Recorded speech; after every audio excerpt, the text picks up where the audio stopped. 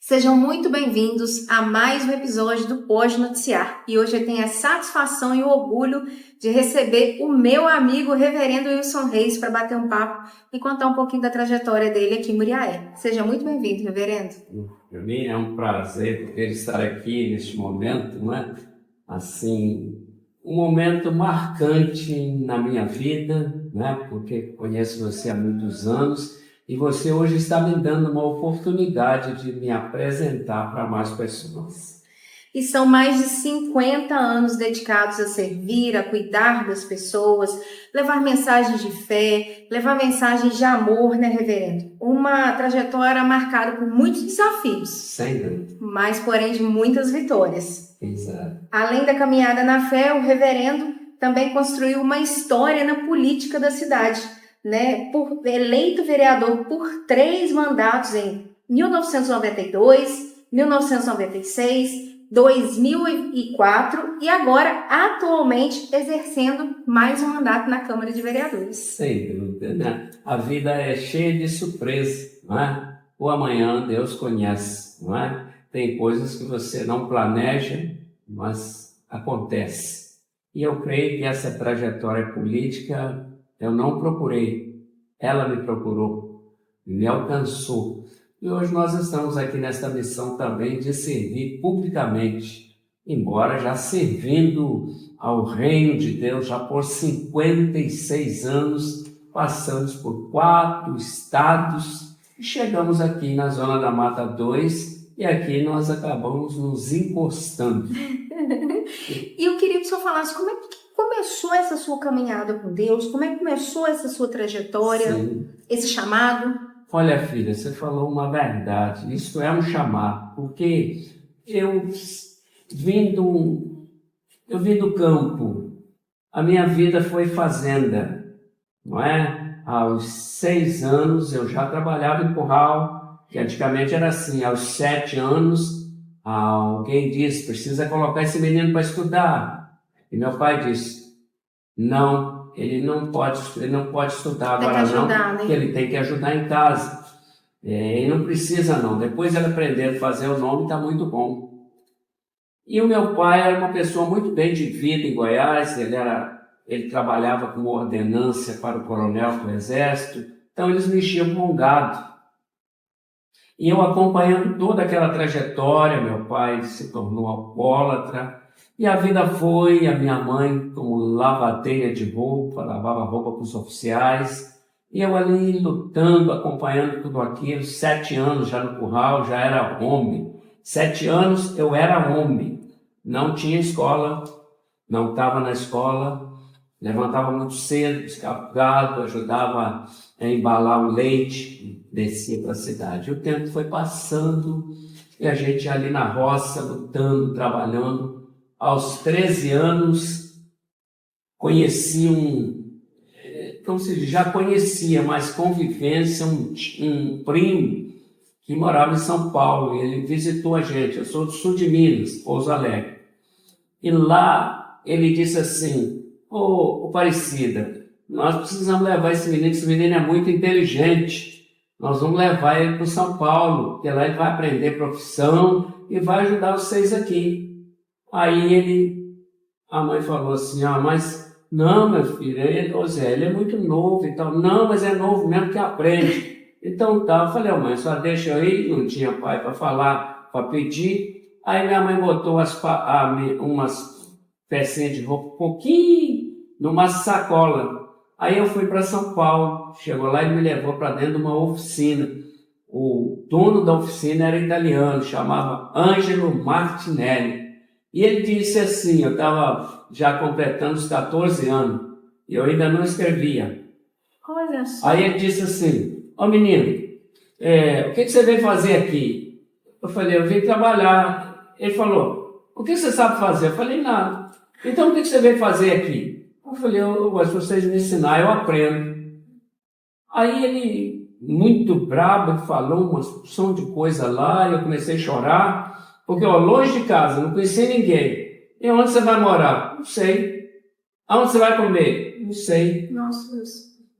Aí eu tinha levado um dinheirinho que o Zé tinha me dado, aí eu comprei um fogareirinho de jacaré na época, só os antigos que conhecem, fogareiro jacaré a querosene, arrumei uma panelinha, ele falou, você pode morar dentro de um caminhão desse, eu fui morar dentro da oficina, aí eu morava mesmo? dentro de um caminhão, ali eu só fazia arroz e banana, mas Deus foi muito bom, porque eu aprendi a profissão muito rápido. Aos 16 para 17 anos, eu já era profissional. Aí eu arrumei um emprego na Clais, de automóvel. Dali eu vim, trabalhei na Chevrolet um pouquinho, e aí Deus me iluminou. Eu vim para uma companhia filial da Mendes Júnior, a Setemco de estrada. E ali eu conheci um gerente também americano, homem bom, Luiz Klim. E ele disse, ô menino, você é muito bom de serviço. Eu já morava dentro do acampamento mesmo, dentro do acampamento. E lá dentro do acampamento eu me aperfeiçoei em muitas outras coisas ali, ele gostava muito de mim. Por eu ser muito trabalhador, ele dizia assim todo dia, você vai fazer serão?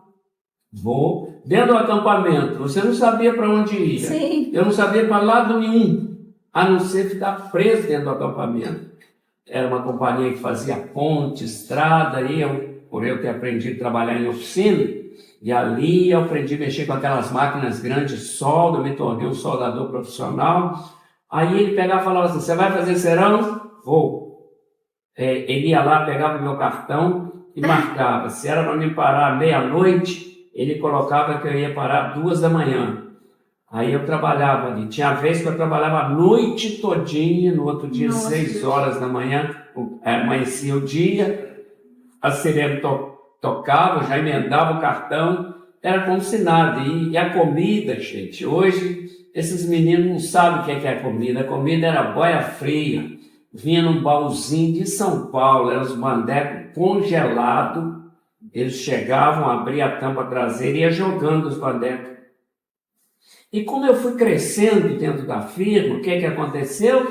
Aí os engenheiros passaram a me levar para almoçar com eles em Bom Jardim de Minas, numa churrascaria chamada Irapuru. Aí eu melhorei de vida. Ali já foi uma virada. Ali a vida deu uma virada. E nesta virada as coisas foram sim, aí visitei minha mãe, comprei um fogãozinho, um fogão a gás para ela, e eles vieram aí, a minha mãe, o meu pai foi transferido para Juiz de Fora, aí veio de Goiás para Juiz de Fora trabalhar com o coronel para mexer com gado, eles criaram um matadouro lá e meu pai era encarregado. E aí o que acontece? Aí eu saí da Mendes Júnior, que eu ganhei um bom dinheiro, eu vim para Juiz de Fora aos 17 para 18 anos. Ali eu montei uma oficina para mim, Oficina Reis Limitada. Cheguei a ter muito novo, inclusive. Com 19 anos eu tinha 16 empregados, carteira assinada. A minha firma era muito boa, porque a Coca-Cola passou a me dar serviço, era 240 carros da Coca-Cola, de caminhão e tal. Eu tinha 16 empregados. E aí a minha oficina era completa.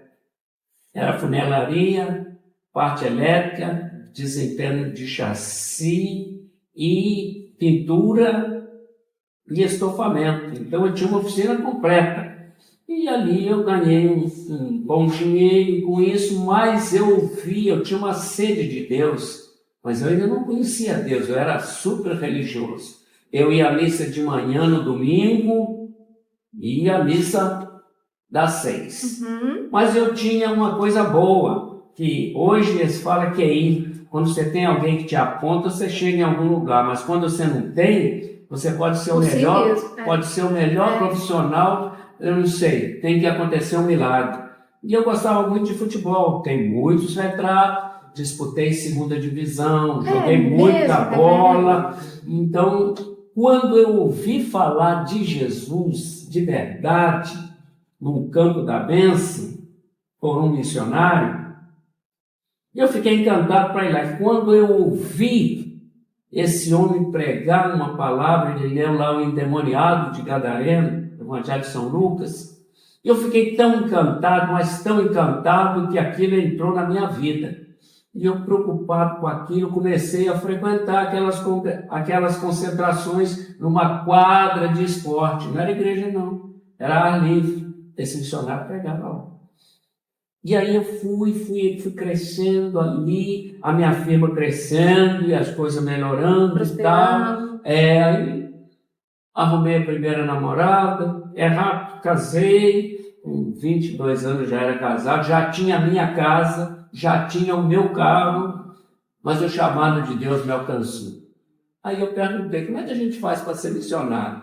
Você faz o curso, correspondência, em São Paulo, Praça Santa Cecília, no Barra Funda, em São Paulo, perto do Minhocão, tal. Aí mandei vir os papéis, as provas, eu fui estudando e me formei. Aí quando eu me formei, eu cheguei perto do pastor e disse, eu estou formado agora eu sou missionário. Ele falou, então você sai pro campo. Aí eu tinha que abrir mão. Ou eu ficava cuidando da missão, ou eu ficava cuidando da oficina. Qual era a sua decisão agora? Uma mulher, um filho, casa própria? Porque eu falei, agora eu tenho que tomar uma decisão. A minha firma Oficina Reis, eu não vendi um parafuso. Eu dei tudo para os empregados para me sair correndo, porque senão eu não sairia. Porque eu tinha uma situação financeira boa. Sim. Tinha uma casa boa, tinha o meu carro, tinha um pouquinho de dinheiro na Caixa Econômica e um pouquinho no Banco do Brasil, que era para mim administrar a firma. Eu saí, sem lenço e sem documento. A minha primeira cidade foi Coronel Pacheco. Só abriu mão de tudo em busca do seu chamado. Em busca do meu chamado. Eu acreditei que foi um chamado.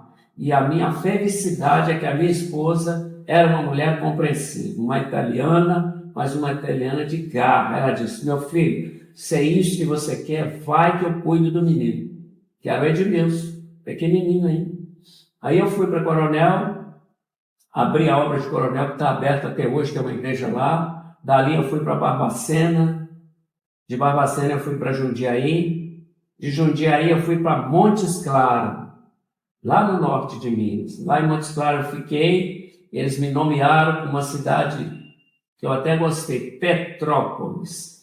Fui para Petrópolis, de Petrópolis eu fui para São José do Rio Preto, de São José do Rio Preto eu fui nomeado para uma cidade chamada Cataguases, Sim. em 79. E aí, filha, a vida foi me levando para vários lugares. De Cataguases eu abri o bar, de um bar eu abri Leopoldina, de Leopoldina eles me transferiram, e aqui não tinha mais igreja, eles me transferiram para Muriaé. Isso há quantos anos que você chegou aqui em Muriaé? Muriaé foi praticamente final de 89. Tá. Aí cheguei aqui, mas também não tinha igreja. Tinha um pavilhão de bambu, já tinha 20 anos a igreja aqui.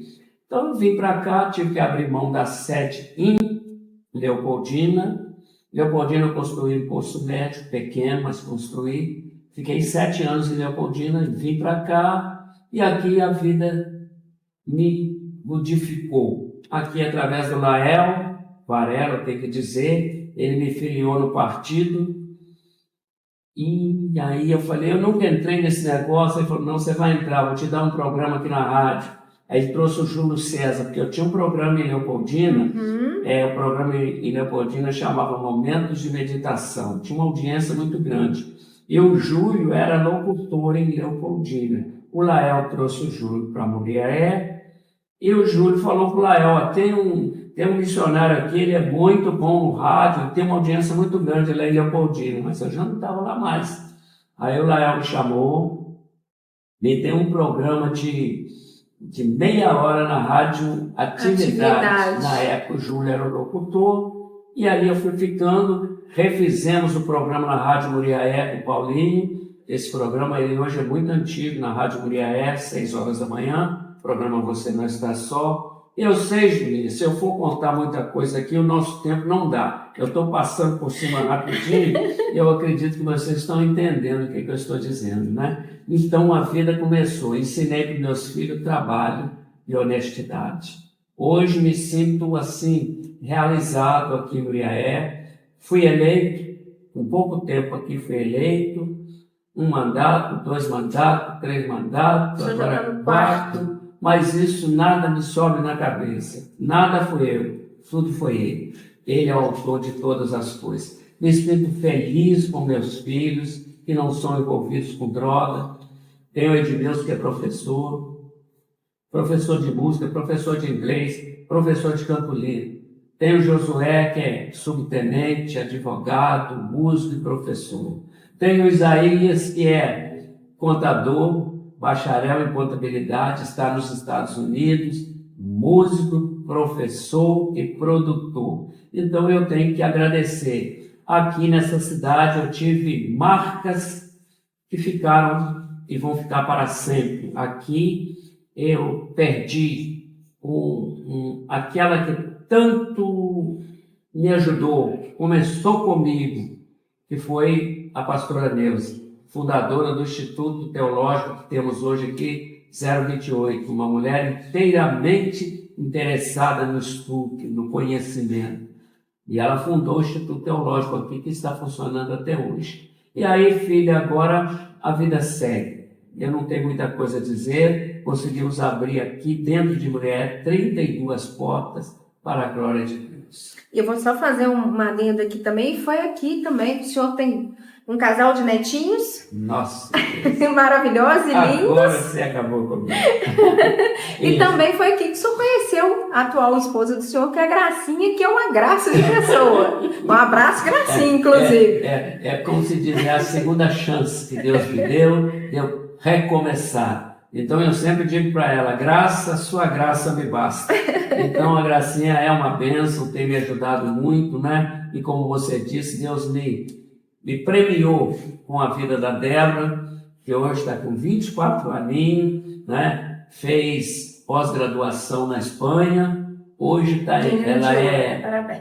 ela é arqueológica, ela formou em arqueologia. Nosso Deus, foi muito longe, e agora, para nossa alegria, ela está em Belo Horizonte, trabalhando numa companhia de mineração lá em Nova Lima, né? Trabalhando lá na área que ela estudou. E para completar a minha família, que era tão pequenininha, Deus nos deu o Felipe, agora filho de Josué, e o Felipe, para nós, hoje é o que nós esperávamos de recompensa de Deus. Deus é um Deus recompensador. E outra coisa, Julinho, nesta cidade eu tenho que agradecer muito a Deus, porque eu acho que foi Ele que fez esses amigos. Eu tenho muitos amigos Graças aqui, a Deus. mas eu tenho inimigos também, né? Porque quem tem amigo tem que ter inimigo. Faz parte da vida. Porque a vida sempre é feita em 2 tempos, tem o sol e tem a lua. Faz parte da vida, faz parte da vida. Reverendo, nesse processo, a gente sabe que nem tudo, né, são flores. Eu queria que o senhor falasse dos momentos também difíceis que o senhor passou nessas décadas, não só que em Muriaé, desde que o senhor resolveu sair de casa. Sim. Eu tenho certeza que o senhor superou muita coisa. Nossa, Juninho, eu acho que eu estou até tomando muito tempo, mas a minha história é muito linda. E Montes Claros foi uma experiência amarga, porque um empresário viver praticamente de catando alguns pedaços de osso no açougue e umas verduras estragadas no mercado para fazer um sopão lá do lado de fora, foi uma experiência amarga. Mas uma experiência amarga eu tive também quando estive em Petrópolis, enchente. A enchente de 76 em Petrópolis arrasou Petrópolis. Morreu muita gente, eu estava lá, Deus me guardou. Ali eu vi muita gente morrer, ali eu vi muita fome, eu vi muita destruição. Eu digo que Petrópolis marcou muito a minha vida, mas eu queria ficar em Petrópolis. Só tinha um porquê estar ali, né? Eu tinha um porquê, e eu, por fim, eu passei a amar Petrópolis. Povo muito bom, maravilhoso. Então, de tudo isso aí, eu venho para Muriaé, como você disse, né? Eu não vou falar de Cataguases, Subá, Leopoldina. Leopoldina, eu sofri lá a grande enchente que vocês ficaram vendo. Foi uma tromba d'água que caiu em Leopoldina, morreram 10 pessoas, destruiu muitas casas e eu sobrevivi. E aí, filhinha, o tempo eu não sei dizer, o tempo ele é longo e o tempo é cheio de surpresa e a nossa vida é um livro fechado. A página da manhã só Deus sabe. E aqui nessa cidade, conforme vocês sabem, é sabido, né, eu passei por uma grande perda que foi a pastora Neuza, né, acometida por um câncer, e nós lutamos durante 3 anos e meio. Com bravura, né? Com bravura, eu não parei de pregar, eu não parei de trabalhar, eu não parei de dar assistência a ela em momento nenhum, mas permitiu Deus a levar. E depois, no decorrer dos anos, Deus disse, não está tudo acabado. Então foi aonde que eu já conheci a graça, já há uns 30 anos, e a gente se conversou, e a gente se entendeu, e ela disse, eu estou disposta a cuidar de você, ok? E com isso... E ela cuida mesmo. E ela é uma cuidadora, cuida zelosa, né? Uma pessoa amiga, uma pessoa compreensível, né? Então, tudo isso faz parte da vida. E conheci você também há 30 anos atrás, lá com o Valteci. Verdade. E hoje eu me alegro, Julinha, de ver você, Verdade. como Deus te abençoou, como Amém. Deus te É prosperou. verdade. Né? Hoje você tem o seu jornal independente. Naquela época, você era uma salinha, uma menina, minha 18 aninhos, uma salinha na última, né, lá na Gazeta de Muriaé. Isso. A Julinha... Eu tenho muito orgulho de ter começado lá. A Julinha ia lá na Câmara, fazia tudo escrito num caderninho, escrevendo, me interrompendo, me interrogando, procurando saber das coisas. E você sabe, filhinha, que coisa extraordinária foi aquele tempo.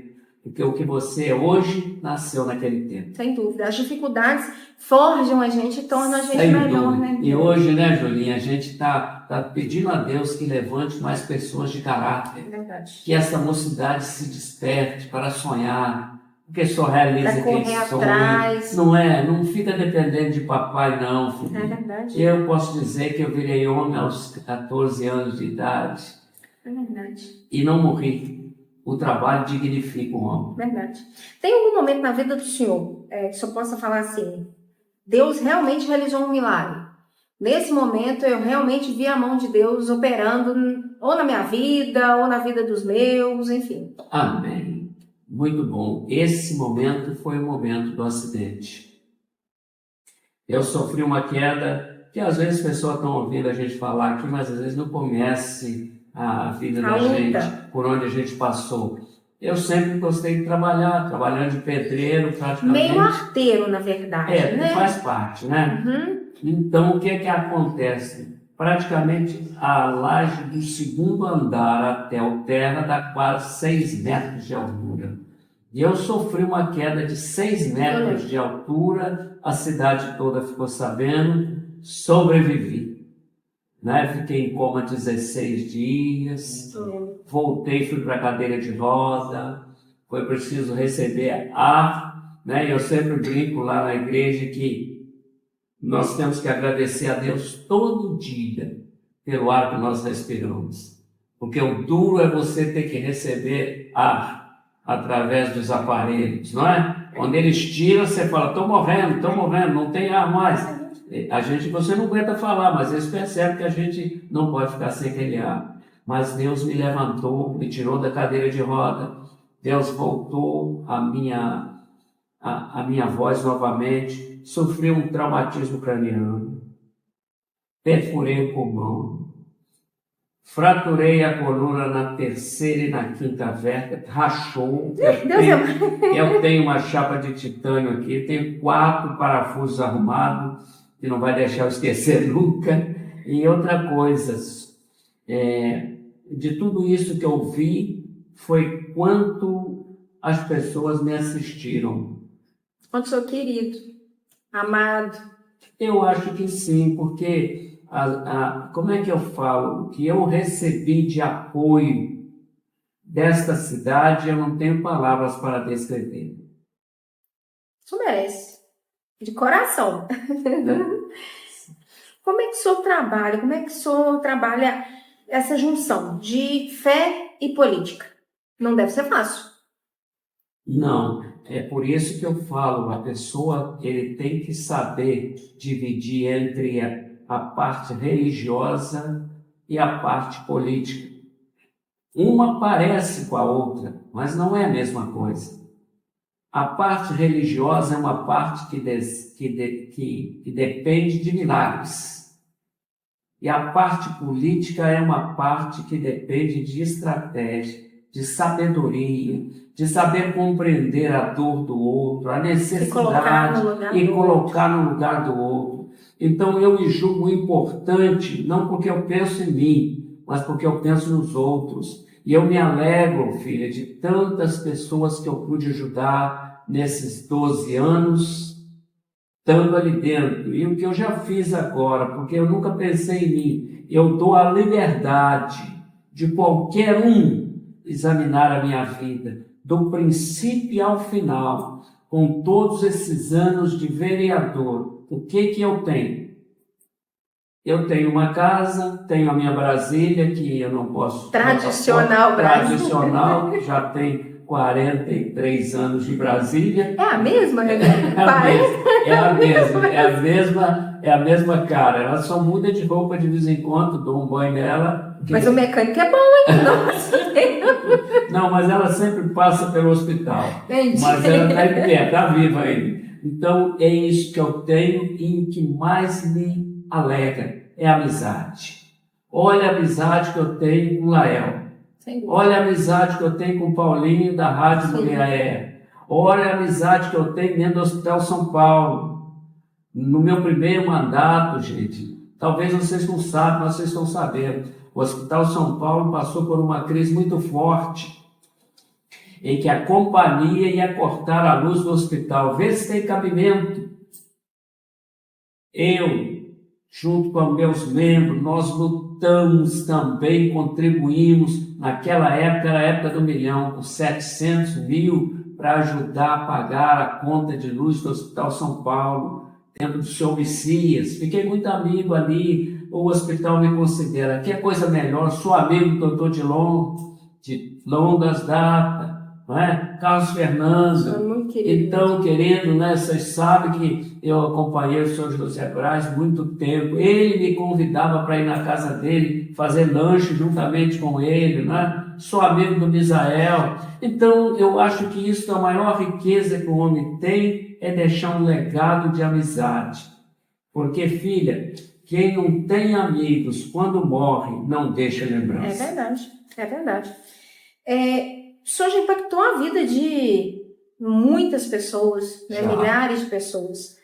O que mais te orgulha? Só olhar para trás de todo esse trabalho que o senhor realizou aqui em Miriaé há várias décadas, o que mais te orgulha?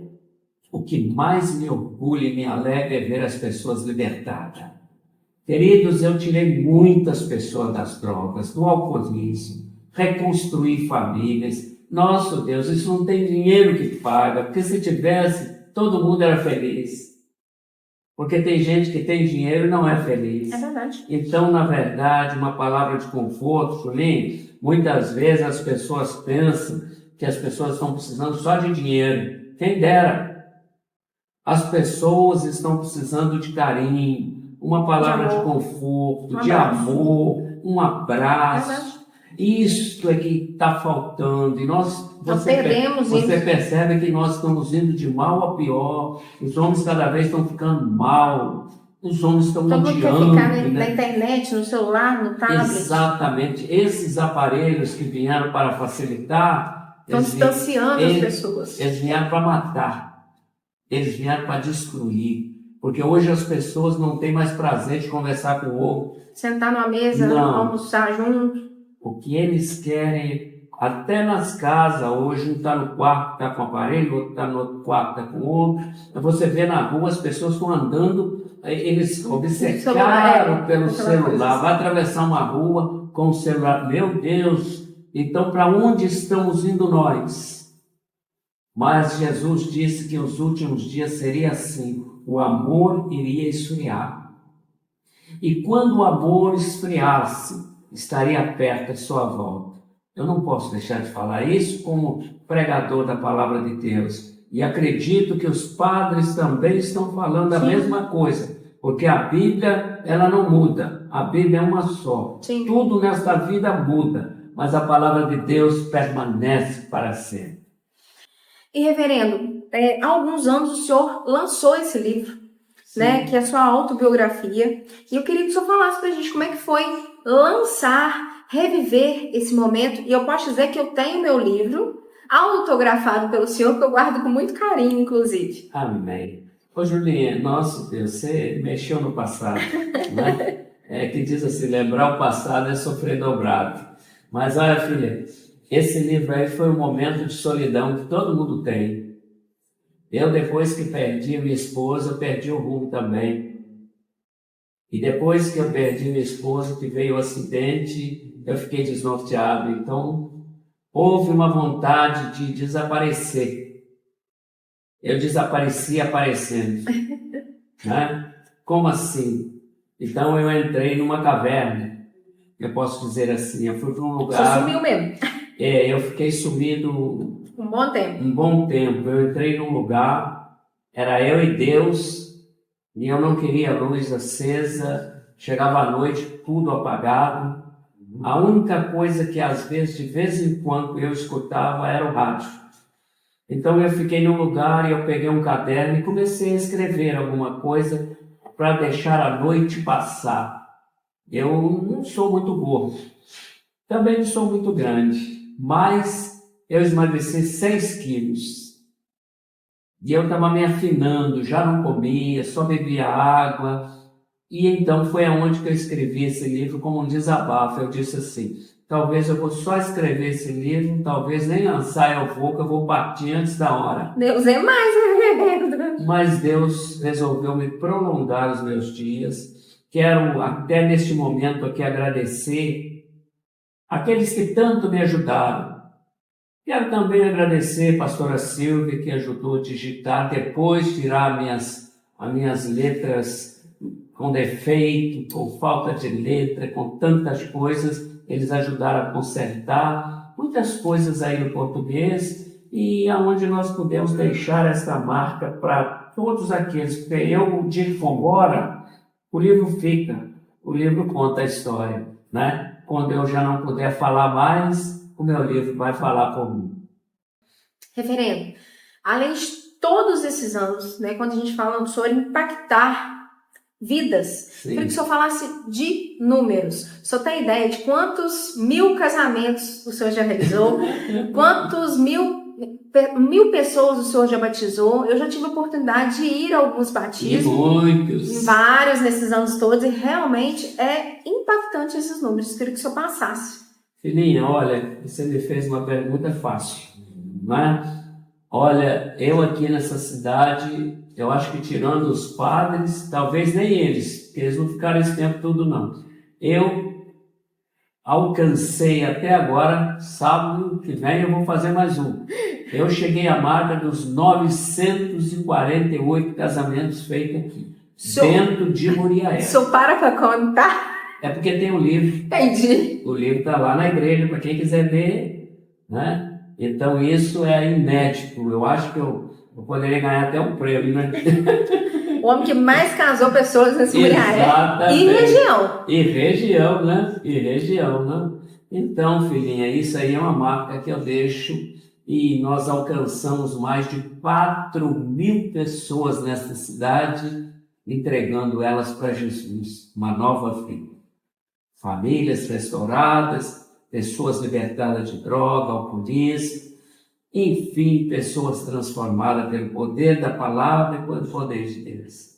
Em todo esse tempo de ministério, tiveram outros eventos também que aconteceram, Sim. a caminhada, as cruzadas. Sim. Então, eu queria que o senhor falasse no total, mais ou menos, o senhor tem uma estimativa de quantas 1000 pessoas o senhor já impactou? Filhinha, isso passa dos 10.000, né? Porque em outras cidades também nós fizemos grandes movimentos, né? E um grande movimento que acontece aqui nessa cidade, que é uma marca que já ficou tradicional e agora ela é, como é que eu posso dizer, ela é oficializada como Um patrimônio, né? patrimônio público da cidade de Muriaé, que é o Sermão da Montanha, não é? Este Sermão da Montanha é uma das coisas mais lindas, porque qualquer um que está me ouvindo aqui agora pode pegar as Escrituras e abrir o Evangelho de Mateus, capítulo número 5, vocês vão encontrar o Senhor Jesus confortando. Como quem diz assim, tinha pessoas que estavam precisando de outra coisa, mas estavam precisando mais de conforto do que de comida. Estava precisando mais de conforto, mais de uma palavra de amizade, do que qualquer outra coisa. Porque muitos que estavam ouvindo Jesus eram fariseus, eram hipócritas, eram escribas, eles tinham dinheiro, tinham ouro, sacerdotes ricos. Mas Jesus não olha eles. Eu gosto do sermão por causa disso. Jesus não olha eles de fora para dentro, bem vestidos, em vestes brilhantes, turbantes encantador. Mas Jesus não olha do lado de fora. Jesus olha eles de dentro para fora. E Jesus olha que lá dentro está a vida, não do lado de fora. A vida não está na veste. A vida não está na posição, a vida está na alma. Coração. E quantas almas chorando, gemendo, ele diz: bem-aventurados que choram, porque serão consolados. Baseado nestas promessas, então, nós criamos aqui em Muriaé o Sermão da Montanha. E para nos ajudar a conversar um pouquinho sobre o Sermão da Montanha, eu tenho a honra de receber também amigo de longa data, pastor Everaldo Melo. Muito obrigada pela presença. Muito bom estar aqui, tá? Estar junto aqui com nosso nobre amigo, reverendo Wilson Reis. É ilustre, eu me sinto pequeno aqui perto do senhor. Juliana, é uma honra estar aqui, é algo marcante para mim, tá? Muito obrigada. E eu queria entender como surgiu esse movimento há mais de 30 anos. Se o senhor lembra do primeiro sermão, como é que o senhor pensou e elaborou esse evento? Olha, em primeiro lugar, a gente que administra, ou que cuida, a gente tem que ver o que é necessário fazer para que haja um crescimento. E dentro deste propósito, o que eu vi é que essa cidade aqui, ela não tinha evento nenhum evangélico. Não tinha. Semana Santa, acabou. Você só ia pra praia? Isso. A real ideia do que acontecia, o pessoal estava esquecido. O que aconteceu naquela data? O pessoal queria comer chocolate e ir pra praia. Eita, Julinha, você está falando tudo certinho. Então, quando eu começo a perceber isso, eu peço a Deus uma direção para que eu pudesse criar alguma coisa que chamasse atenção, que a Sexta-feira da Paixão, ou a Sexta-feira Santa, não era dia de comes e bebes, não era dia de viagem, não era dia de lazer, era um dia de reconhecer a vida, o sofrimento, a morte e a ressurreição daquele que veio para nos salvar. Então Jesus morreu para nos salvar, mas as pessoas já esqueceram isso. As pessoas acham, Julia, que pode viver de qualquer jeito, mas pode ver que todo mundo tem um fim.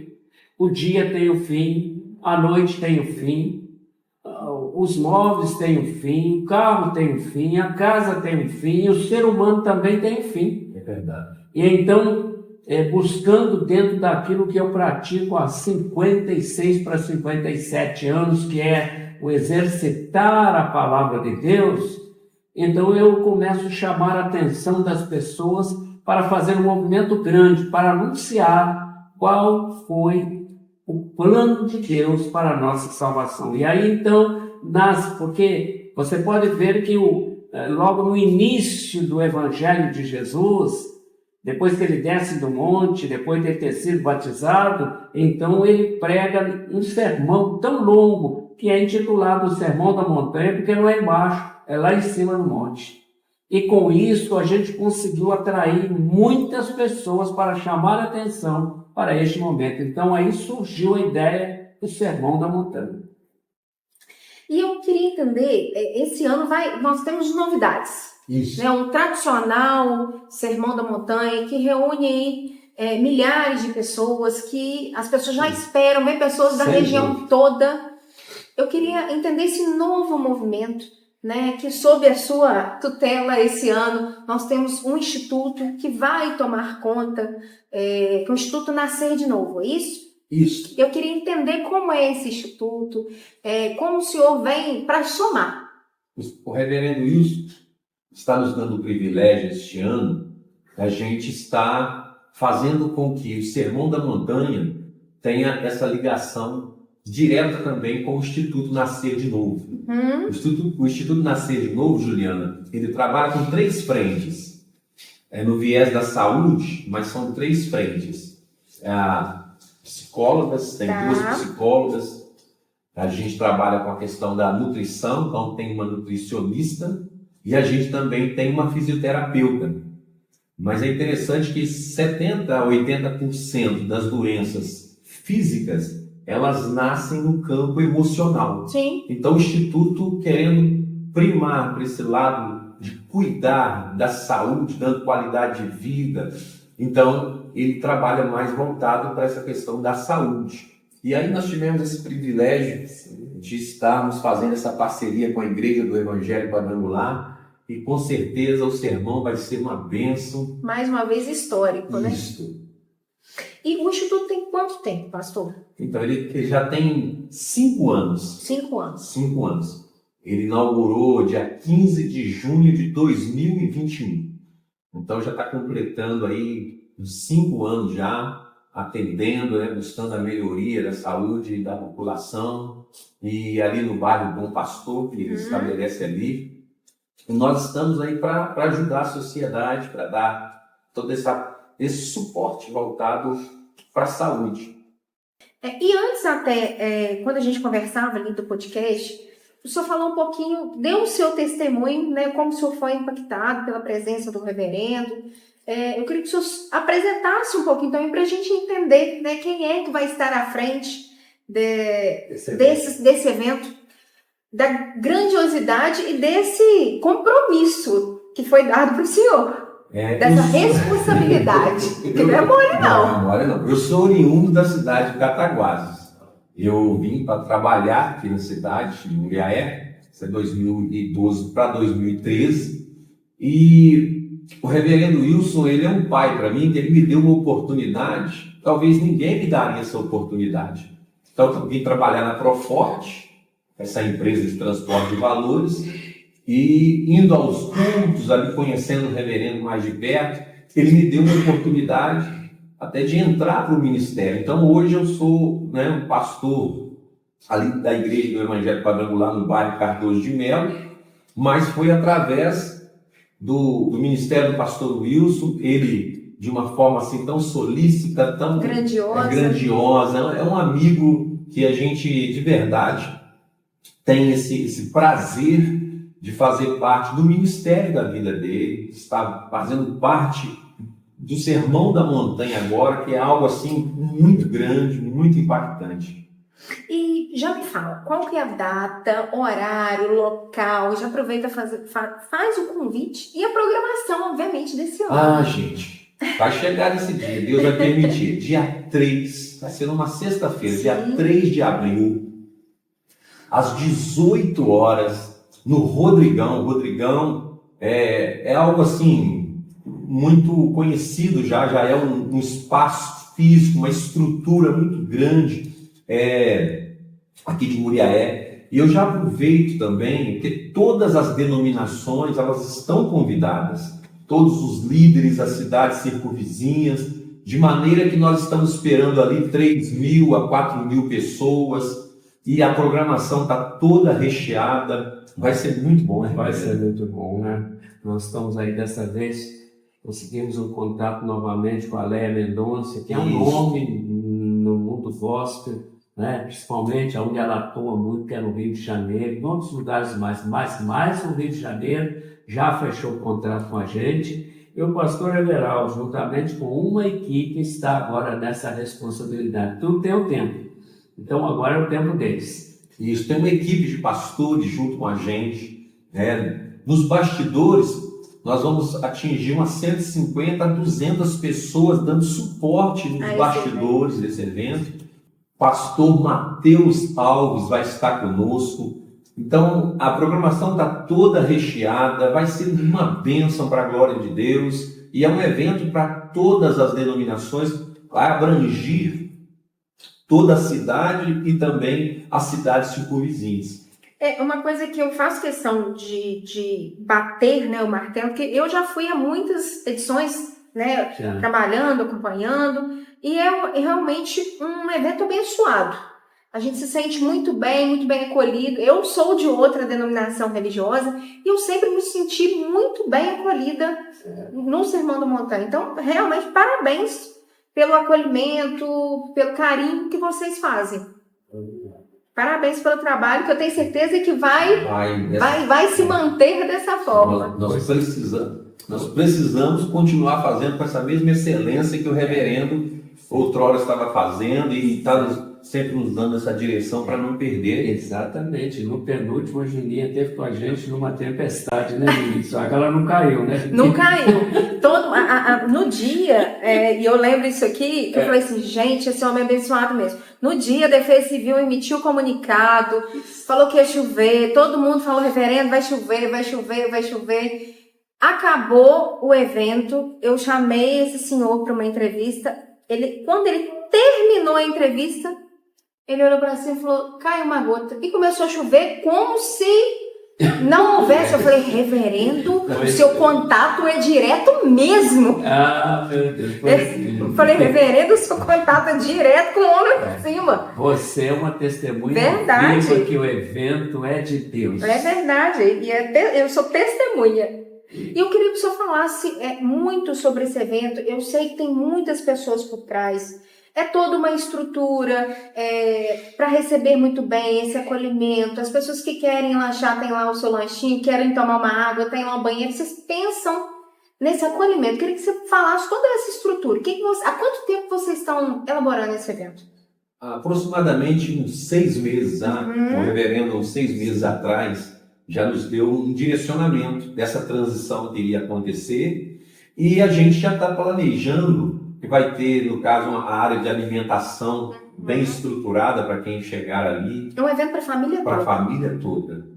E todo esse suporte que envolve luz, som, palco, tudo isso está sendo também visto com muito zelo, Juliana, porque, de verdade, nós vamos estar esperando um público que, de fato, vai ficar ali mais ou menos das 18 horas. A gente imagina que esse evento vai até às 22h30 e tem que dar toda a segurança também para esse público. Então, está sendo muito bem projetado, né, planejado para sair tudo com muita maestria. Aproveitando aqui um gancho, falando também que vai ter corpo de bombeiro, polícia, todo segurança, esse aparato, isso nós preocupamos com isso. Trânsito, tudo isso a gente se preocupa. No entanto, graças a Deus, até hoje nós temos realizado com sucesso, né? Porque aquilo que é planejado é bem sucedido. E hoje a gente pode falar que o sermão ele é um patrimônio da cidade de Muriaé, Isso. Né? E como é que vocês lidam com essa responsabilidade que lhe foi passada? Foi algo assim que a gente conquistou o reverendo, né, com toda a sua equipe, conquistou de forma documental, agora a gente tem registro, e isso mostra a seriedade que é o Sermão da Montanha. Sendo assim, a gente acaba tendo que passar sempre o melhor e passar para aquelas pessoas que, quando ficar sabendo a marca Sermão da Montanha, vai associar a pessoa do reverendo, vai associar esse novo modelo agora, esse novo momento, e o que a gente não pode perder é esse lado que envolve também as outras pessoas que, quando chegar ali, vai ver que é algo para o muriaense, algo também para aquelas cidades que vão estar conosco nas caravanas. Então, vai ser uma festividade que vai trazer uma repercussão muito abençoada, claro, tudo para a glória de Deus. E ainda, quem não participou? Eu queria que o senhor me desse alguns motivos para convidar esse pessoal que, porventura, acho difícil, talvez uma pessoa que não tenha nem ouvido falar no Sermão da Montanha, para que a pessoa realmente vá. Eu quero que você faça realmente um convite e converse com o pessoal que está em casa para poder estar lá conosco, porque realmente estarei lá. Não existe uma frase gatilho melhor do que falar que o Senhor Jesus vai estar ali, né, naquele lugar, e as denominações se entrelaçam para estar naquele ambiente ali. É um evento, né, desse caráter também, que envolve o público em geral, mas olha, a Leia Mendonça tem, né, uma desenvoltura, uma parte musical muito linda que ela vai estar conosco, o pregador Mateus Alves, e a estrutura do local, juntamente com toda aquela parte espiritual que nós estamos ali buscando, entregando tudo nas mãos de Deus, é imperdível. Eu quero que você que não veio ainda, a pessoa que não participou ainda, ela vai ser com certeza tocada pelo poder de Deus, vai ser algo marcante, algo assim inesquecível para essa pessoa.